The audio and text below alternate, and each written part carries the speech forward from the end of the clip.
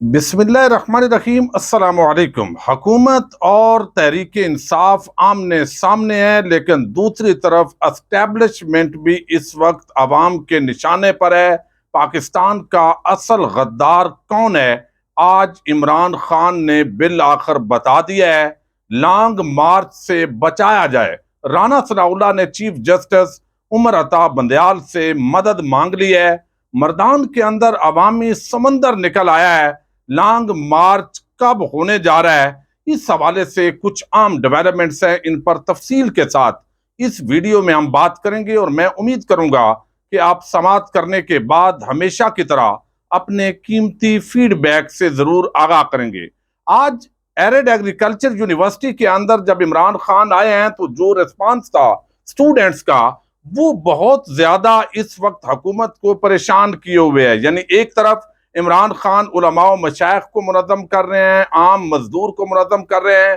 तनख्वाहदार तबके को वो साथ लेकर चल रहे हैं, और फिर जो स्टूडेंट्स हैं उनका किसी भी तहरीक के अंदर बड़ा आम रोल होता है। और जिस तरीके से जीसी यूनिवर्सिटी लाहौर से लेकर एरिड एग्रीकल्चर यूनिवर्सिटी तक जो स्टूडेंट्स के जज्बात हैं, वो बता रहे हैं कि पाकिस्तान का जो मुस्तकबिल है वो क्या होगा। शेख रशीद अगरचे एस्टैब्लिशमेंट के हवाले से बड़ी मोहतात गुफ्तगू करते हैं, और आज खान साहब ने भी इसका इज़हार किया, लेकिन अब उन्होंने बताया है कि पानी सर से गुजर चुका है। उसकी बुनियादी वजह शरीफ और जरदारी माफिया को जिस तरीके से क्लीन चिट दी जा रही है, उस पर अवाम का एक सख्त रद्द अमल है। लोग ये इसको तस्लीम करने के लिए तैयार नहीं है। तो शेख रशीद कहते हैं कि जो लॉन्ग मार्च की तैयारियां की जा रही हैं, पूरी उम्मीद है इस इतवार के बाद इमरान खान लॉन्ग मार्च की कॉल देंगे। मैंने आज इमरान खान को जलसे में कहा है कि आर करो या पार, अब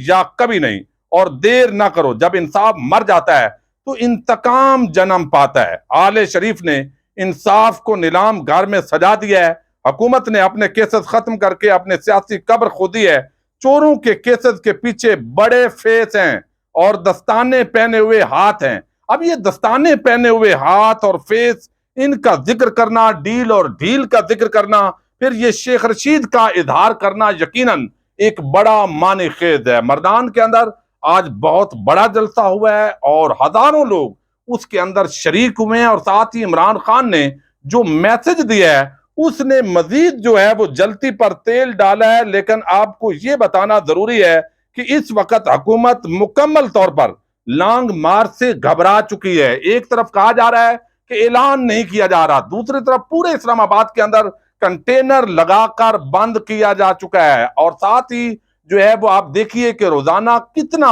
नुकसान हो रहा है। अभी तहरीक इंसाफ ने ऐलान नहीं किया, और अब ये अदलिया के पीछे छुपने की एक बड़ी कोशिश हो रही है, ताकि रेड जोन जो है वो बड़ा मुकद्दस है, यहां पर आवाम नहीं आनी चाहिए, बल्कि ये सिर्फ शरीफों और जरदारियों के एमएनएज, एमपीएज और सेनेटर्स के लिए है। अब यहां पर सुप्रीम कोर्ट ऑफ पाकिस्तान में एक दरखास्त दी गई है, और उस दरखास्त के अंदर जो है वो इस्तदा की गई है वजारत दाखिला की तरफ से, और मौक़िफ़ ये अपनाया गया है कि इमरान खान इस्लामाबाद की जानब मार्च एहतजाज का ऐलान कर रहे हैं। वो सुप्रीम कोर्ट के अहकामात की खिलाफ वर्जी कर रहे हैं। सुप्रीम कोर्ट ने इमरान खान को पुरअमन एहतजाज की इजाजत दी थी, लेकिन इमरान खान एक मरतबा फिर इस्लामाबाद पर चढ़ाई के ऐलानात कर रहे हैं। हालांकि कोई चढ़ाई का ऐलान नहीं किया, पीसफुल प्रोटेस्ट की कॉल है। पाकिस्तान का जो आइन है वो किसी भी जमात को ये हक देता है, वो पाकिस्तान के शहरियों को हक देता है कि वो एहतजाज करें, अपना नुक्ता नजर जो है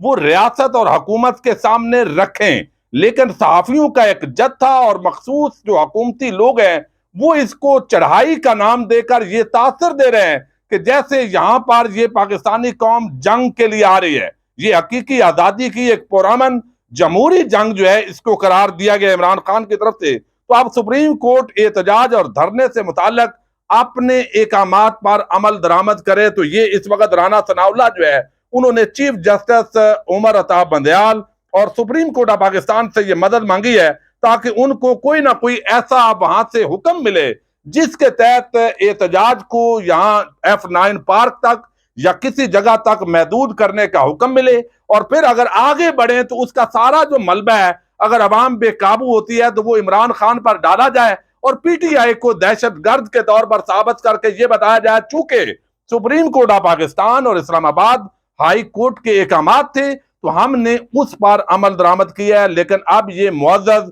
ججز کا امتحان ہے کہ ان کے کندھے پر رکھ کر جو بندوق چلانا چاہ رہے ہیں یہ حکومت کے لوگ، اس کے اندر وہ کتنا جو ہے وہ استعمال ہوتے ہیں یا وہ واقعتاً جمہوری اور آئینی حقوق جو ہے وہ دینے کے لیے تیار ہیں۔ عمران خان صاحب نے آج مردان کے اندر ایک تو بڑی تعداد کے اندر جو لوگ آئے ہیں، خواتین و حضرات، نوجوان، ہم نے دیکھا بہت کم جلسے ایسے ہوئے ہیں، اگرچہ ہر جلسہ پچھلے جلسے کا ریکارڈ توڑ رہا ہوتا ہے، لیکن آج کا جو جلسہ ہے اس کے اندر ایک بڑا ریفرینڈم ہے عوامی، ایک چھوٹے سے اس حلقے کے اندر، لیکن اس کے اندر عمران خان نے بڑی واضح کچھ باتیں کی ہیں۔ ایک تو اعظم سواتی کو جس طریقے سے گرفتار کیا گیا اور وہاں ڈیمانڈ کی گئی ہے کہ کل 10 بجے تک جو سینٹ چیئرمین ہے وہ پروڈکشن آرڈر جاری کریں، اور یہاں پر بغیر چیئرمین سینٹ کو اور یا سپیکر، جب کسی ایم این اے کو جو ہے وہ گرفتار کیا جاتا ہے تو قانونی طور پر سپیکر کو اور چیئرمین سینٹ کو اطلاع دینا، ان سے اجازت لینا ضروری ہوتا ہے، لیکن یہاں پر مقدمہ رات کو 1 بجے درج ہوتا ہے، 3 بجے اعظم سواتی کو گرفتار کر لیا جاتا ہے، لیکن چیئرمین سینٹ جو ہے ان سے اجازت نہیں لی جاتی، اس کی تمام لوگ مذمت کر رہے ہیں۔ تو خان صاحب نے بھی آج واضح کیا ہے کہ NRO2 کے حوالے سے وہ کہتے ہیں کہ اعظم سواتی کے زیر حراست، ایک ٹویٹ انہوں نے کی ہے سواتی نے، اور زیر حراست تشدد کا نشانہ بنایا جانا ہماری تاریخ کا ایک اور شرمناک واقعہ ہے۔ کیا دھونس اور تشدد سے لوگوں کو کسی فرد یا ادارے کے احترام پر مجبور کیا جا سکتا ہے؟ قرآن پاک ہمیں سکھاتا ہے کہ عزت و ذلت کا واحد مالک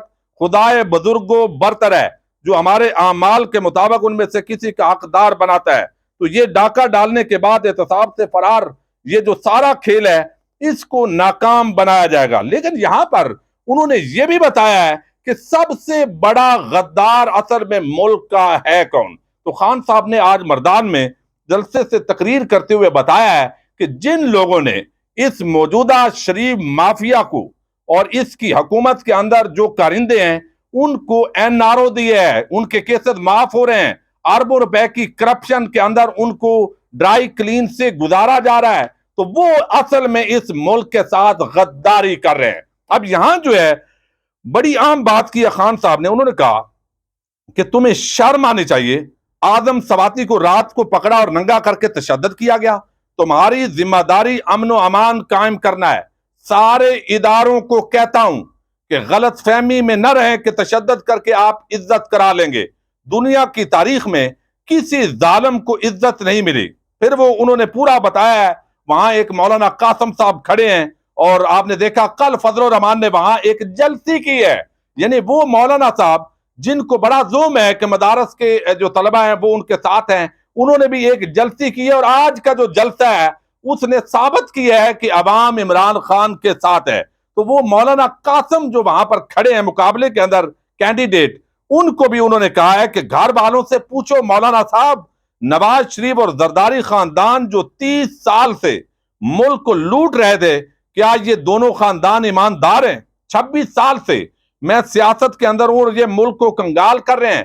اگر میں نے کرپشن کی ہو تو مجھے کوئی خوف اور خطرہ ہو تو میں یہاں ملک میں نہ ہوتا بلکہ ان کی طرح لندن بھاگ چکا ہوتا، لیکن میرے خلاف روز FIRs کا اندراج ہوتا ہے، لیکن میں یہاں پر کھڑا ہوں اور مقابلہ کر رہا ہوں، کہیں بھاگوں گا نہیں بلکہ میدان کے اندر موجود ہوں۔ لیکن کم از کم آپ لوگ جو ہے وہ مولانا بھی ہو اور شریفوں اور زرداریوں کے جو کرپشن ہے اس کا بھی تحفظ کر رہے ہو، تو سوات اور قبائلی علاقوں کے اندر جو گڑبڑ ہے اس کا بھی انہوں نے ذکر کیا ہے۔ اب یہاں جو حالات ہیں وہ مکمل طور پر تبدیل ہو رہے ہیں۔ یہاں 16 اکتوبر کو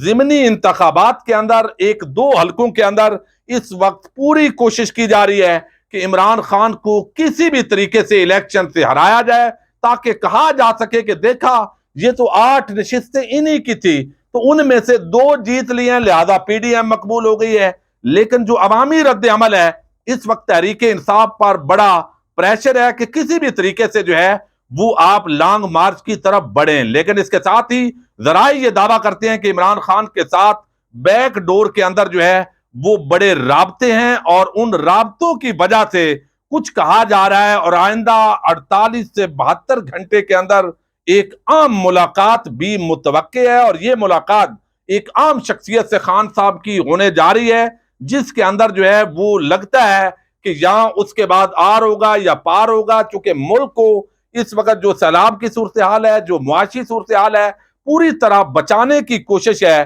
کہ کسی طریقے سے مزید ہیجانی کیفیت نہ ہو، لانگ مارچ نہ ہو۔ اگر لانگ مارچ ہوتا ہے تو یقیناً یہ ایک بڑے ٹکراؤ کا پیش خیمہ ہے، اور پھر شاید جمہوریت کو ترستے رہیں، اور لانگ مارچ کی طرف جو ہے وہ ایک بڑا جو معاملہ ہے وہ بڑے، اور لانگ مارچ تو ہو گئی لیکن کہیں تیسرا گھر جو ہے وہ درمیان میں کود نہ پڑے، تو مارشل لا کی جو گونج ہے وہ بھی اس وقت جو سردی اسلام آباد میں آ رہی ہے، اس کے ساتھ ہی لانگ جمہوریت کی جو سردی ہے وہ بھی بڑھ رہی ہے، اور یہاں اس دوران کوئی تیسرا گھر آ کر جمہوریت پر شب خون مار کر سب کچھ اچک کر نہ لے جائے، اس پر بھی پوری نظر ہے۔ دیکھتے ہیں معاملات کس طرف بڑھتے ہیں۔ بہرحال تیزی کے ساتھ یہ فیصلہ کن 3-4 دن ہے، 16 اکتوبر کے ضمنی الیکشن کے اگلے 48 گھنٹے کے اندر یہ کال جو ہے وہ متوقع ہے، اور مزید آپ کو اپڈیٹ رکھیں گے۔ اجازت دیجیے گا، اللہ حافظ۔